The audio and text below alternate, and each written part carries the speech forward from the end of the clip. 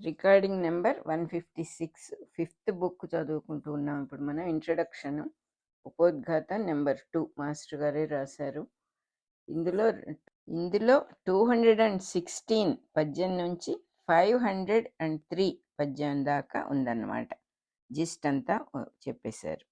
విత్తనం నుంచి చెట్టు ఎట్లా పుట్టి పెరుగుతుందో మనం ఒక సైంటిఫిక్గా ఆ దృష్టితో గనక గమనిస్తే, సైన్స్ దృష్ట్యా శాస్త్ర దృష్టితో గమనిస్తే అంటున్నారు, వృక్షం జీవిత కథ మొత్తం విజ్ఞానంగా విత్తనంలో ఇమిడి ఉన్నది.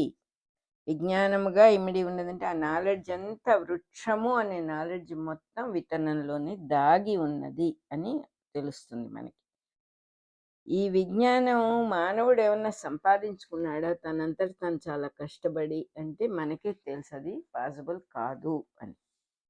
ఆ రకంగా చూసినప్పుడు అది ఆ మనిషి కూడా ఆ విజ్ఞానంతోనే కలిసే వచ్చాడు బయటికి. ఆ విజ్ఞానం అనేది అతనిలో నుంచి ఆ దైవం తాలూకు లక్షణం, ఆ ప్రజ్ఞతోనే జీవిగా వచ్చాడు అనమాట. అది చెప్తూ ఉన్నారు. ఒక విత్తనంలో ఆ శక్తి అంతా ఎక్కడి నుంచి వచ్చిందంటే న్యాచురల్గా పుట్టి అది రావటమే ఆ శక్తితో వచ్చింది. మనకి కృష్ణ పరమాత్మ వటపత్ర సాయిగా ఉన్నాడు అని చెప్పినప్పుడే తనలో మొత్తం సృష్టిని దాచుకుని, ఒక విత్తనంలాగా దాచుకుని ఒక సర్కిల్ డెవలప్ చేసుకున్నాడు. బయటికి వెళ్లకుండా లోపలగా నిక్షిప్తమై దాగి ఉన్నది.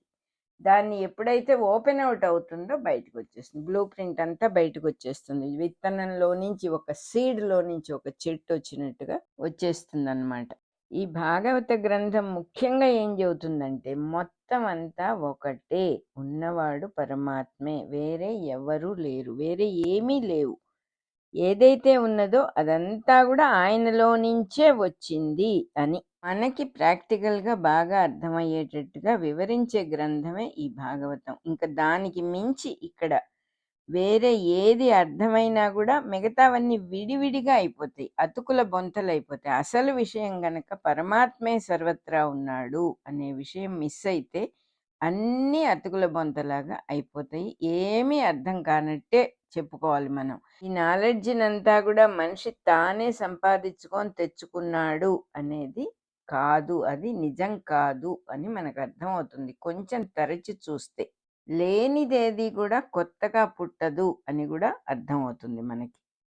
అసలు ఈ విజ్ఞానం ఎక్కడుంది, ఎక్కడ స్టార్ట్ అయింది, ఎక్కడుంది అనేది గనక మనం వెనక్కి వెళ్ళినప్పుడు ఈ భూగోళం మీద, అంటే గోళము అంటే గుండ్రంగా ఉండేది అని మనవాళ్ళు దీన్ని ముందరే ఇది గుండ్రంగా ఉంటుంది అని అర్థం చేసుకున్నారు. ఇది స్క్వేర్గా ఉందని అనుకొని తర్వాత గుండ్రంగా ఉంది, ఇది రౌండ్గా ఉంది అని తర్వాత చెప్పలేదు. ముందే దాని పేరే భూగోళము, అంటే గుండ్రంగా ఉండేది. గోళం అనే మాటకు అది అర్థం. సో ఈ భూగోళంలో ఉన్న మొత్తం భూమి మీద ఉన్న సమస్త జీవరాశుల కథలు, ప్రతి జీవి కథ కూడా భూమి కూడా పుట్టకముందే సూర్యునిలో ఒక విత్తనంలాగా విజ్ఞానంగా ఇమిడి ఉన్నది అంటున్నారు ఇక్కడ మాస్టర్ గారు. ఆయన మాట మనకి వేదవాక్యే న్యాయంగా. ఆయన తెలియకుండా ఇలా ప్రింట్ చేసి మన ముందు పెట్టాల్సిన అవసరం లేదు. మొత్తం ఈ సీడింగ్ అంతా బిగినింగ్లో మనిషికి ముందరెక్కడుంది అంటే ప్రతి జీవితాలకు బ్లూ ప్రింట్లు అన్నీ కూడా సూర్యుడిలో విజ్ఞానంగా అంటే నాలెడ్జ్గా, సీడ్గా, మొత్తం డిఎన్ఏలో మొత్తం నాలెడ్జ్ ఇమిడి ఉన్నట్టుగా సూర్యుడిలో మొత్తం సృష్టికి సంబంధించింది అంతా కూడా విజ్ఞానంగా దాగి ఉన్నదిట. విజ్ఞానమై ఇమిడి ఉన్నది. ఒక సూర్యుడు, నాట్ ఓన్లీ ఒక సూర్యుడు పుట్టడం, పెరగటం, సౌర కుటుంబాలు డెవలప్ అవ్వటం, సూర్యుడికి కూడా ఒక కుటుంబం డెవలప్ అవ్వటం, కొంతకాలం జీవయాత్ర జరిగి సూర్యుడికి కూడా కొంతకాలం జీవించి ఆ సూర్యుడు కూడా తన దేహాన్ని వదిలేయటం అనే విజ్ఞానం మొత్తం కూడా ఈ సౌర కుటుంబాల విత్తనంలో ఇమిడి ఉంది. సౌర కుటుంబం అంటే సూర్య కుటుంబం. ఆ విత్తనాల్లో ఇమిడి ఉన్నది అని చెప్తూ ఉన్నారు. ఆ విత్తనమే ప్రకృతి లేక పుట్టించే స్వభావము. ఈ స్వభావం ఎక్కడ నుంచి అనుమతింపబడుచున్నదో అంటున్నారు. చాలా జాగ్రత్తగా రాస్తున్నారు ఇక్కడ. ఈ స్వభావం అనేది ఎవరు ఎలవ్ చేస్తున్నారు దీన్ని, ఎవరు వదిలేస్తున్నారు విప్పారటానికి, ఒక పువ్వు మొగ్గగా రావటం, ఆ మొగ్గ విచ్చుకోవటానికి ఎవరు ఆ ప్రాసెస్ని ఎలవ్ చేస్తున్నారు అంటే ఆ ఎలవ్ చేసేవాడిని దేవుడు అని చెప్పుకున్నారు. ఎవరి వల్ల అనుమతించబడుతోంది స్వభావం, దేని నుంచి అనుమతించబడుతోంది, దేని నుంచి విచ్చుకుంటోంది, ఇదంతా కూడా దేని నుంచి ఈ విత్తనం వచ్చింది అంటే ఆ దేని నుంచి వచ్చిందో ఆయననే దేవుడు అని చెప్పడం జరిగింది. దేవుడు లేడు అని నమ్ముదామని మనసులో కొంచెం అనిపించవచ్చు కొంతమందికి. అప్పుడు ఈ సృష్టి అంతా కూడా ఒక గుడ్డిగా పుట్టి పెరుగుతుంది, దానంతట అదే మనకి కలుపు మొక్కలు చెత్త చెదారం పెరిగినట్టుగా పెరుగుతోంది అని చెప్పాల్సి వస్తుంది. అలా లేదు కదా సృష్టి, అద్భుతంగా ఉంది కదా, ఎంత బ్యూటిఫుల్ సిస్టమాటిక్ క్రియేషన్ ఇది. మనం చూస్తే ఈ దేవుడే సృష్టికర్తగా ఉన్నాడు, సూర్యుడుగా ఉన్నాడు, సౌర కుటుంబంగా ఉన్నాడు, తనలో తానే అంతర్యామిగా ఉన్నాడు. అంటే ఏంటి, లోపలగా దాగి ఒక వెలుగుగా, ఒక ప్రజ్ఞగా ఉన్నాడు. సూర్యుడి నుంచి భూమికి కావాల్సిన కిరణాలన్నీ కూడా దిగి వస్తున్నాయి, జీవరాశులు వస్తున్నారు, అందులోంచి మానవులు కూడా పుట్టారు. ఆ జీవరాశుల్లో నుంచి సూర్యుడే అంతర్యామిగా దేవుడుగా పనిచేస్తున్నాడు. ఎవరున్నారు భూమి మీద? ప్రతి జీవిలో సూర్యుడు ఉన్నాడు. ఎందుకంటే సూర్యుడి కిరణముల నుంచి వచ్చిందే ఈ మొత్తం భూమి మీద సృష్టి అంతా కూడా. మనకు కూడా తెలుసు ఆ విషయం. అందులో మానవులు చక్కగా ఏర్పడ్డారు. ఈ జీవరాశులన్నిట్లో దేవుడే అంతర్యామిగా, సూర్యుడే అంతర్యామిగా దేవుడుగా పనిచేస్తున్నాడు. ఈ సత్యాన్ని ధ్యానం చేస్తే, ఇది మనసులో పెట్టుకొని ఒక ధ్యానంగా చేసినప్పుడు సూర్యుడు ఎలా కనపడతాడట మనిషికి, వెలుపల వెలుగు ఇచ్చేవాడుగా, లోపల ప్రాణం ఇచ్చేవాడుగా ఉన్నాడు అని తెలిసిపోతుంది మనకి. మనం అసలు ఆ సూర్యుడిని లెక్క చేయం కదా, కనపడితే కూడా చూడం. ఎండగా ఉంది, సూర్యుడు రాలేదు వచ్చాడు, ఈ గొడవ మనకు అసలు లేదు. ఎండ ఎక్కువగా ఉంటే బాధపడతాం అంతే మనం, అంతే తప్ప మనం సూర్యుడిని గుర్తించి ఒక చక్కని నమస్కారం పెట్టుకునే ప్రాసెస్ పూర్వకాలం ఉండేది. సూర్యుడికి అర్ఘ్యం ఇవ్వటంతోనే వాళ్ళ రొటీన్ ప్రారంభమయ్యేది. ఆ చెంచాడు నీళ్ళు ఆయనకి ఇవ్వనందువల్ల ఆయనకు వచ్చిన నష్టం ఏం లేదు, మనకే కృతజ్ఞత లేని జీవితాలు అయిపోతాయి. మనకి ఇదంతా ఈ ప్రాణశక్తి ఎవరిచ్చారో, ఈ విజ్ఞానం అంతా ఎవరిచ్చారో, తండ్రి కంట ఎవరెక్కువో ఆ దైవమైన సూర్యుడిని మనం పట్టించుకోకుండా బతికినా కూడా ఆయనేమీ పట్టించుకోడు మనం ఎలా ఉన్నామని. ఎందుకంటే ఒక వెలుగు దగ్గరికి మనం వెళ్ళాలి, కానీ వెలుగుకి ఎవరు దగ్గరికి వచ్చిన వాళ్ళకి వెలిగిచ్చేటటువంటి ప్రాసెసే కానీ అక్కర్లేదనుకున్న వాళ్ళు దూరంగా తొలగిపోతూ ఉన్నారు. అదే కనపడుతోంది మనకి చక్కగా. బయట సూర్యరశ్మిగా ఉన్నాడు, లోపల మానవుడుగా సూర్యుడే పనిచేస్తున్నాడు అని రాశారు ఇక్కడ. మానవుడుగా మానవుడిచ్చే గమనించబడుతున్నాడు, ఒక్కడే ఉన్నాడు, సూర్యుడు ఒక్కడే ఉన్నాడు, ఇంకెవ్వరు లేరు. మొత్తం అంత ప్రజ్ఞ, జీవులలో ఒకే ప్రజ్ఞగా ఒక్కడే ఉన్నాడు. అయినా కూడా ఇద్దరుగా ఉన్నాడు. ఇద్దరంటే చూసేవాడు, చూడబడేవాడు, మాట్లాడేవాడు, వినేవాడు. అందులో మొట్టమొదటి వాడితో రెండో వాడికి ఉన్న సంబంధం ఎంత దగ్గర చేసుకుంటే అంత దగ్గర అవుతుంది, ఎంత దూరం చేసుకుంటే అంత దూరం అవుతుంది. ఎంత బాగా రాశారు, అదే రాశారు ఎగ్జాక్ట్గా. మనకి అన్నమయ్య పాటలో ఎంత మాత్రమని ఎవ్వరు తలచిన అంత మాత్రమే నువ్వు అల్పుడివని భగవంతుడా ఏముందండి దేవుడు దేవుడు దేవుడు అంటారు అని ఆయన అల్పుడని నెట్టిబారిస్తే నీకు అల్పుడే, నీకు ఉపయోగించడు ఆయన. ఘనుడు ఆయన అనుకున్న వాడికి ఆయన ఘనుడుగానే ఉంటాడు అని అన్నమయ్య రాసినట్టుగా ఇక్కడ క్లియర్గా చెబుతున్నారు. రెండో వానితో ఉన్న సంబంధం మనిషికి ఎంత దగ్గరగా ఉండాలనుకుంటే అంత దగ్గరగా ఉంటుంది, ఎంత వేరు చేసుకుంటే అంత వేరుగా ఉంటుంది. ఎక్కడో ఎందుకు మనకి భార్యాభర్తలే చూస్తే అలవాటైపోయి మనస్సుకు బానిసలైపోయి ఒకరినొకరు ఒక్క మంచి మాట మాట్లాడుకోవటం అనేది ఉండదు. ఒక ప్రేమగా చక్కని సంభాషణ, మన ఇద్దరం ఒకటే కదా, పెళ్ళైన కొత్తల్లో ఉన్నటువంటిది ఫేడ్ అయిపోతుంది తర్వాత తర్వాత తర్వాత. సో ఎందుకు మనం అలా ఉండాలి, అలాగే అప్పుడు ఎలా ఉన్నామో ఇప్పుడు అలాగే ఉండొచ్చు కదా అనేది ఇద్దరిలో కూడా మాయమైపోతుంది. ఈ పుస్తకాలు కనీసం మనకి నిత్య జీవితం, డే టు డే లైఫ్లో అవతల మనిషితో చక్కగా మాట్లాడటం. పాపాయి పుట్టినప్పుడు ఎంతో ముద్దు చేస్తాం కదా! స్కూల్కి వెళ్ళేటప్పుడు కూడా మనస్సులో ఆ ప్రేమ ఉండొచ్చు కదా! పైకి అవసరమైనప్పుడు కొంచెం కఠినంగా ప్రవర్తించినా పిల్లల్ని సిస్టమేటిక్గా పెంచాలని ఆ ప్రేమ కూడా పంచాలి కదా! మంచి మాట ఒకటన్నా రావాలి కదా! ఒక మంచి మాట బిడ్డతోనో భార్యతోనో భర్తతోనో మాట్లాడని వ్యక్తి ఏదైనా అనటానికి కూడా అధికారం లేదు న్యాయంగా. ఒక్కసారి ప్రేమగా మాట్లాడితే ఏదైనా ఎప్పుడైనా ఒక కరెక్ట్ చేయడానికి ఇంకొక మాట మాట్లాడొచ్చేమో. న్యాయంగా అధికారం లేదు. అందుకని చెబుతూ ఉన్నారు, ఇంకొక మనిషిని నువ్వు ఏమనుకుంటావో అదే అవతల వాడు. నువ్వు దగ్గరగా జరిగితే వాడు దగ్గరగా వస్తాడు. నువ్వు దూరంగా జరిగితే వాడు దూరంగా. చాలా నేచురల్. మీ ఇంటికి మా ఇల్లు ఎంత దూరమో మా ఇంటికి మీ ఇల్లు అంతే దూరం అనే సామెత ఉంది మనకి కరెక్ట్గా. అదే ఇక్కడ నాకు కనపడుతోంది. ఎంత వేరుగా అనుకుంటే అంత వేరు, ఎంత అభేదం సాధించుకుంటే అంత అభేద స్థితి సిద్ధమవుతుంది. అభేదం అంటే నీకు నాకు అసలు తేడా లేదు, ఇద్దరం ఒకటే అనేది మాటల్లో కాదు, నిన్ను నువ్వు వదులుకోవటానికి సిద్ధపడాలి. నువ్వు ఏది ఇన్వెస్ట్ చేస్తావో, మనం ఏది ఇన్వెస్ట్ చేస్తామో అదే మనకు వస్తుంది.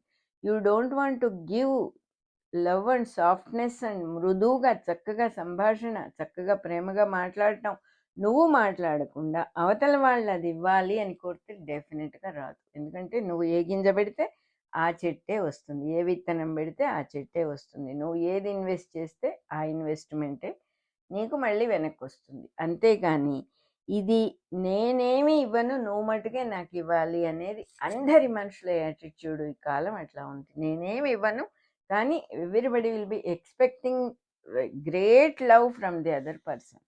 ఆశ్చర్యం వేస్తుంది. కాస్త కాదు అసలు, నన్ను ప్రేమగా చూడొచ్చు కదా, నాకేం కావాలో చూడొచ్చు కదా అని అందరికీ ఉంటుంది. అంటే అందరం ఒక బెగ్గింగ్ బౌల్ పట్టుకున్నాం కానీ దాంట్లో ఒక పైసా వేసేవాడెవడు లేడు, భిక్ష వేసేవాడెవడు లేడు. వేసేవాళ్ళగా మారడం అనేది గ్రేట్ క్వాలిటీ. చెయ్యి కింద కింద చెయ్యి ఎందుకు, మనకి పై చెయ్యి ఇచ్చేవాడుగానే ఉండాలి. ఇచ్చేవాడుగా ఉన్నప్పుడు ఎక్స్పెక్టేషన్ పోతుంది, పోయినప్పుడు మనుషులు దగ్గర అవుతారు. అభేద స్థితి అప్పుడు వస్తుంది. కేవలం నేను ఏమి కోరకుండా ఇచ్చేవాడిని, అది న్యాయంగా, అది భగవంతుడి స్థితి. భగవంతుడు అట్లా ఉంటాడు, ఆయన ఏమి కోరడు. సూర్యుడు ఏం కోరుతున్నాడు, మనకి ప్రాణం ఇచ్చాడు, భూమి మీద ఇంతమంది జీవుల్ని పుట్టించాడు, ఏమన్నా కోరుతున్నాడు ఆ సూర్య భగవానుడు? కోరడు కదా. అది భగవంతుడి స్థితి. మనకు కూడా చాలా సింపుల్గా వస్తుంది. I want nothing, I can give what ever you want. Krishna పరమాత్మ స్థితి అదే, శ్రీరామచంద్రుడి పరిస్థితి అదే, అందరూ ఋషులు అదే తెలుసుకున్నారు. మనం మటుకు ఆ దోవలో వెళ్ళటానికి కనీసం సిద్ధమై భాగవతం చదువుకుంటూ ఉన్నాం, అంతే చాలు. అదే పట్టుకెళ్తుంది మనల్ని. ఇట్లాంటి విషయాలు ఎన్నో చెప్తున్నారు భాగవతంలో. ఇంకా ఏం చెబుతున్నారు, ఆదిమ మానవ సృష్టిలో అంటే బిగినింగ్లో, సృష్టి బిగినింగ్లో మహా ఋషులందరూ కూడా పుట్టారు. వాళ్ళకి అభేద స్థితే, వాళ్ళకి తెలుసు అంతా ఒకటే, ఊరికే ఒక ఎనర్జీ, ఒకే ఎనర్జీలో నుంచి అనేక జీవులుగా కనపడుతూ ఉన్నా కూడా ఇక్కడ అభేదమే, భేదమే లేదు, డిఫరెన్సే లేదు. You cannot separate your self from the totality అంటారు ఎక్కర్టోలే.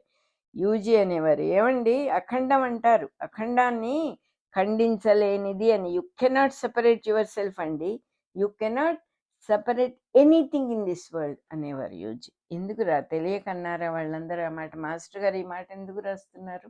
మనం ఎదురుగా ఉన్నది మన ప్రతిబింబమే, మన అద్దంలో కనపడుతూ ఉన్న ప్రతిబింబమే, మన రెటీనా మీద పడ్డ బొమ్మే అని కూడా తెలియని స్థితిలో మనం పెరుగుతూ ఉన్నాం. అందుకని మనకి కనువిప్పు కలగటం కోసమని ఇన్ని రకాలుగా చెప్తూ ఉన్నారు.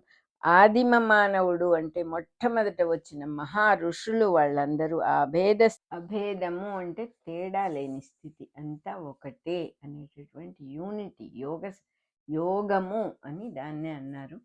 సో ఆ యూనిటీ ఉన్నది అని మొట్టమొదటి మనుషులందరికీ కూడా తెలిసింది. ఋషులు వాళ్ళు అందుకే అయ్యారు. కానీ రాను రాను రాను రాను మనిషి తనను తాను వేరు చేసుకుంటూ వచ్చాడు. భేద భావన, అభేద భావన, మనిషి భావన పట్టియే గాని న్యాయంగా ఎక్కడ తేడా లేదు. వాడి భావం అలా ఉందంతే. వీడు శత్రువునో వీడు మిత్రుడనో అవతల వాడికి ఒక లేబుల్ మహాన్ అంటించేసి వాడిని అలా చూడటం అనేది మానవుని యొక్క బలహీనత అయిపోయింది. మానవుడు ఎలా భావిస్తున్నాడో వాడికి అది సత్యం. అందుకే ప్రతి వాళ్ళు నేను అనుకున్నది నిజము అనే భావంతో ఉంటారు, లేకపోతే సందిగ్ధంగా ఉంటారు. సందిగ్ధంగా ఉన్న మనస్సు అంటే సందేహపడుతూ ఇదో అదో క్లారిటీ లేనప్పుడు చాలా కష్టపడతారు, వాళ్ళే కష్టపడతారు. అతని అధీనంలో లేని సత్యం ఏమిటంటే అనుకుంటూ ఉండటము అనేది ఒక వీక్నెస్ అయిపోయింది. ఇలా అనుకుని దాన్నే నమ్మినందువల్ల అసలు సత్యం ఆయన చేతిలో, అది మానవుడి చేతిలో లేకుండా పోయింది. కాబట్టి మానవుడు ఎలా భావిస్తే అది అతనికి సత్యమై ఉంటుంది, అంతే కదా న్యాచురల్గా. అలాగే కాలక్రమంలో భేదభావం అదే మనిషికి సత్యమైపోయింది. పూర్వకాలం ఒరిజినల్గా మనుషులు కొత్తగా వచ్చినప్పుడు ఋషులుగా ఉండి వాళ్ళకి అభేద భావం సత్యమైపోయింది. వాళ్ళ జీవితానికి అంతా ఒకటే, విడివిడిగా ఎవరూ లేరు. టోటాలిటీ ఈజ్ ఒక ఎనర్జీయే టోటాలిటీ అంటే అని వాళ్ళకి తెలిసింది. అందుకనే వాళ్ళ ఆశ్రమాల్లో పులులు లేళ్ళు కలిసి తిరగటం, కుక్కలు పిల్లులు కలిసి తిరగటం అనేటటువంటి న్యాచురల్ ప్రాసెస్ అనేది ఆ ఆశ్రమాల్లో ఉండేది. పాములు వస్తూ ఉన్నా కూడా ఎక్కడా ఎవరు భయపడటం అనేది జరిగేది కాదు. ఎందుకంటే ఒకటే ఎనర్జీ. నీ చెయ్యి నీకెలాగైతే అపకారం చెయ్యదో, నీ కాలు ఎలాగైతే నిన్ను తన్నదో, మనల్ని మన కాలు మన చెయ్యి మనకి అపకారం చేసుకోం కదా, అదే రకంగా అంతా ఒకటే అనే భావం ఉన్నప్పుడు అదే సత్యమవుతుంది అని చెబుతున్నారు. మనకి త్రిపుర రహస్యంలో భావనా సిద్ధి అని మునికుమారుడు చదువుతాడు. ఎంత చక్కటి ప్రకరణమో అది అసలు త్రిపుర రహస్యంలో అద్భుతమైన విషయం. అసలు ఆ భావనా సిద్ధే ఇక్కడ వీళ్ళు చెప్తూ ఉన్నది. నువ్వు ఏదనుకుంటే అదే సత్యం, నువ్వు ఎలా అనుకోవాలో నీకు తెలియటం లేదు అని. నిసర్గదత్త మహారాజ్ని ఒక అతను అడుగుతాడు, నేను అనుకున్నదంతా అయిపోతే ఎంత బాగుంటుంది మహారాజ్ అంటాడు. నిసర్గదత్త మహారాజ్ అంటే ఐఆమ్ దట్ అనే ఆయన సంభాషణలన్నీ కలిపి ఐఆమ్ దట్ అని ఒక పుస్తకంగా ప్రింట్ చేశారు ఆయన శిష్యులందరూ. ఆయన మరాఠీ, బాంబేలో ఉండేవాడు, ఒక గల్లీలో ఉండేవాడు, అన్పడ్, ఏమీ చదువుకున్నవాడు కాదు. కానీ ఆ వెలుగుని, ఆ విజ్ఞానాన్ని చూసినటువంటి జీవన్ ముక్తుడు ఆయన చుట్టూతా విపరీతంగా జనం చేరారు. ఆయనని అడిగాడు ఇట్లా, ఏమిటి నేను అనుకున్నదంతా అయితే ఎంత బాగుంటుందంటే ఆయన ఒక మాట అన్నారు, అదేమిటి నువ్వు అనుకున్నదే కదా అవుతోంది అనగానే వీడు ఆశ్చర్యపోయాడు. లేదు మహారాజ్, మీరు పొరపాటు పడ్డారు, నేను అనుకున్నది ఏది అవ్వట్లేదు, నేను అనుకున్నవి అవ్వట్లేదు మహారాజ్ అన్నాడు. అప్పుడు మహారాజ్ చెప్పారు, కాదు నీకు అనుకోవటం చేత కావటం లేదు, నువ్వు భయంగా అనుకుంటావు, అవుతుందో అవదో సందిగ్ధంగా అనుకుంటావు. నీ జీవితంలో అటువంటి భయమే, అటువంటి సందిగ్ధమే రిఫ్లెక్ట్ అవుతుంది. నువ్వు కాన్ఫిడెంట్గా ఇదే అనేటటువంటి గట్టి నిర్ణయం నీకు రావటం లేదు. సందిగ్ధ మనస్సుతో ఉన్నవాడి జీవితం సందిగ్ధంగానే, అంటే అటు ఇటు ఒక బ్యాలెన్స్ లాగా, ఒక తక్కెడలాగా అటు ఇటు తిరుగుతూ ఉంటుంది. అది ఆ ఫల్క్రమ్ మీద మటుగే కరెక్ట్ అయిన పొజిషన్ అని వాడు తెలుసుకునే దాకా ఆ త్రాస్ అటు ఇటు తక్కెడ తిరుగుతూ ఉంటుంది. సో లైఫ్ కూడా అలాగే ఉంటుంది. ఇలాంటప్పుడు త్రిపుర రహస్యంలో మనకు ఒక కథ చెప్పుకున్నాం మనం.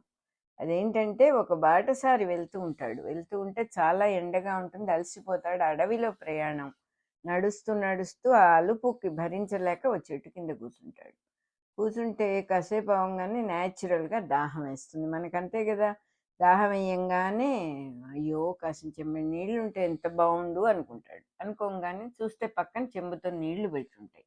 ఆహా ఎంత అదృష్టం అనుకొని తాగేస్తాడు. ఎప్పుడైతే దాహం తీరిందో అప్పుడు రెండో అవసరం గుర్తుకొస్తుంది. అబ్బా కమ్మగా భోజనం ఉంటే ఎంత హాయిగా ఉంటుంది, పంచభక్ష్య పరమాన్న భోజనం గుర్తు తెచ్చుకుంటేనే హాయిగా ఉంటుంది కదా అనుకుంటాడు. చూస్తే పక్కన పళ్ళెంలో వాడు అనుకున్నవన్నీ పెట్టుంటాయి. ఆహా అని అసలు రెండో ఆలోచన లేదు, ఎట్లా వచ్చింది, ఎవరు పెట్టారు, ఏం లేదు. ఆకలిగా ఉన్నాడు, అలసిపోయినాడు, టక్క తినేస్తాడు.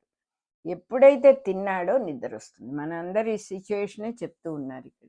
నిద్ర రాగానే అయ్యో కమ్మగా మంచము పరుపు దిండు ఉంటే ఎంత సుఖంగా నిద్రపోయేవాడిని అనుకుంటాడు. మంచము పరుపు దిండు కనపడితే అక్కడే ఆ చెట్టు కిందే పడుకొని నిద్రపోతాడు. హాయిగా నిద్రపోయి లేచిన తర్వాత కనుచీకటి పడుతూ ఉంటుంది. అప్పుడు వాడికి బుర్ర పనిచేస్తుంది. ఎందుకంటే ఆకలైంది, నిద్ర అయింది, అలసట తీరింది. ఇదేమిటి అసలు, అది ఏదనుకుంటే అదల్లా వస్తుంది.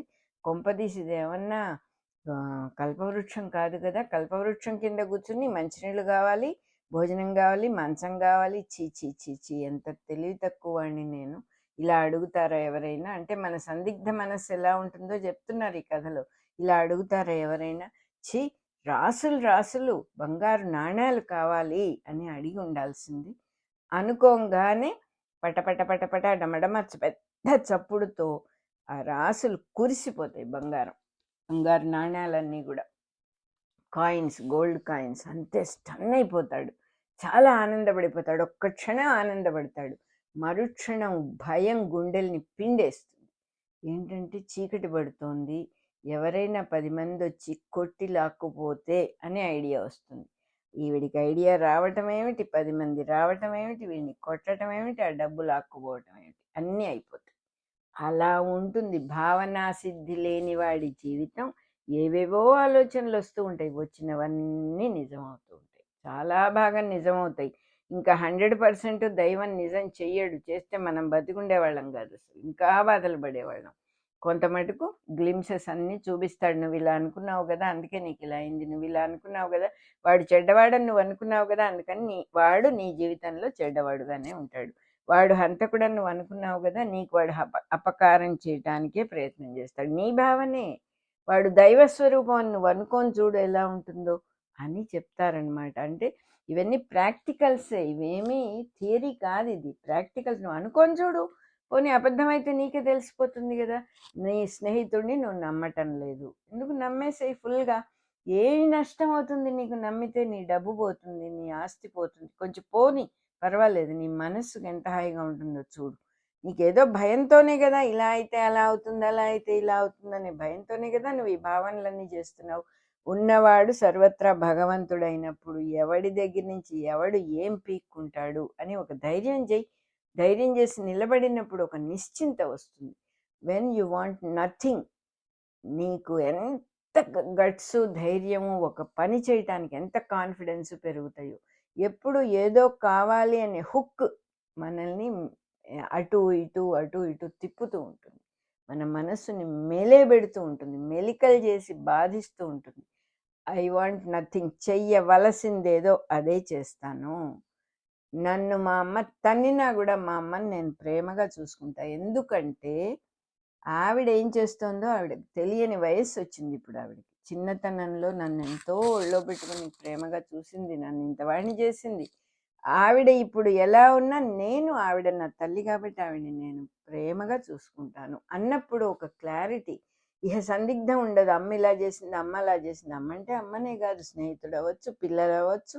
పిల్లలు పెంకిగా ఉంటారు, మొండిగా ఉంటారు. ఉన్నప్పుడు మనం ఏం చేయాలి?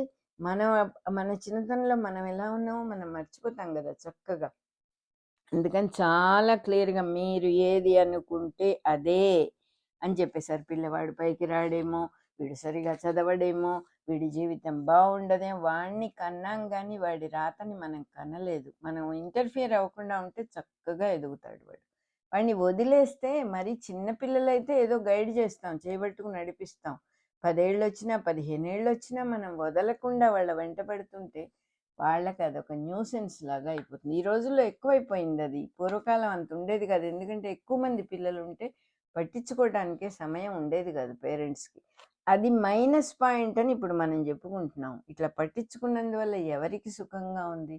పిల్లలకి ఏమన్నా సుఖపడుతున్నారు? చిన్నతనంలో కూడా సుఖం లేకుండా అయిపోయింది పిల్లలకి. తల్లిదండ్రుల దగ్గర నుంచి కూడా ఒక మంచి మాట, ఒక ప్రేమ దగ్గరికి చేర్చుకోవటం, ఒక హగ్ చేసుకోవడం ఏమీ లేదు.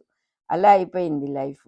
అట్లాగే చెప్తూ ఉన్నారు, కాలక్రమంలో భేదభావాన్నే సాధించుకున్నాడు మానవుడు, వేరుగా ఉండటమే సాధించుకున్నాడు. పూర్వకాలం పుట్టిన వాళ్ళు అభేదాన్ని సాధించుకుని అంతా ఒకటిగా నిశ్చింతగా ఉన్నారు. ఈ మనిషిలో ఉన్న అహంకార ప్రజ్ఞకి, భూమి మీద అంతర్యామిగా ఉన్న సూర్య ప్రజ్ఞకి మధ్యలో ఏ భేదము లేదు అని తెలుసుకున్న మనిషికి అసలు మొత్తం పరమసత్యం అంతా కూడా కనపడిందిట.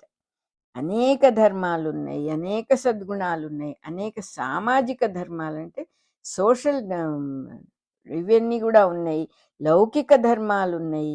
ఈ స్థితిలో ఉన్న మానవుడి కథయే ఇక్కడ చెప్పబోతూ ఉన్న పృథు చక్రవర్తి కథ అంటున్నారు. అంటే తెలుసుకుంటాడు, తెలుసుకొని పరిపాలన చేస్తాడు. ఒక ప్రభు, ఒక పరిపాలన చేసేవాడు ఎటువంటి భావాలు ఉండాలో అవన్నీ ఆయన తెలుసుకున్నాడు. ఆ పృథు చక్రవర్తి మొత్తం సూర్యుడి వెలుగే ఉన్నది సృష్టి మొత్తం అని తెలుసుకుని గ్రామ ప్రజల్ని పర్వతారణ్యాల్లో ఉన్న వాళ్ళని మొత్తం సమస్త సృష్టిని కూడా ప్రభువై చక్కగా పరిపాలన చేశాడు. వ్యక్తిలో ఉన్న ప్రజ్ఞ అనే వెలుగుగా సృష్టి విజ్ఞానాన్ని మొత్తాన్ని తాను పొందాడు. ఒప్పుకోవటం ద్వారా, యాక్సెప్ట్ చేయటం ద్వారా అవతల మనిషిని, అవతల నగర ప్రజల్ని, పల్లె ప్రజల్ని, పర్వతాల్ని, అరణ్యాల్ని, సమస్తాన్ని ఇదంతా సూర్యప్రజ్ఞయే కదా అని ఒకే గొడుగు కిందకి మనసులో తెచ్చుకున్నప్పుడు అదంతా యాక్సెప్ట్ చేసి ఒకే వెలుగుగా దర్శనం చేశాడు. కాబట్టి ఆ సృష్టి విజ్ఞానం మొత్తం ఆయనకు వచ్చేసిందిట. అదే వేదం. కాబట్టి వేదాంగ విధుడైపోయాట పృథు చక్రవర్తి. Only by accepting everything as one.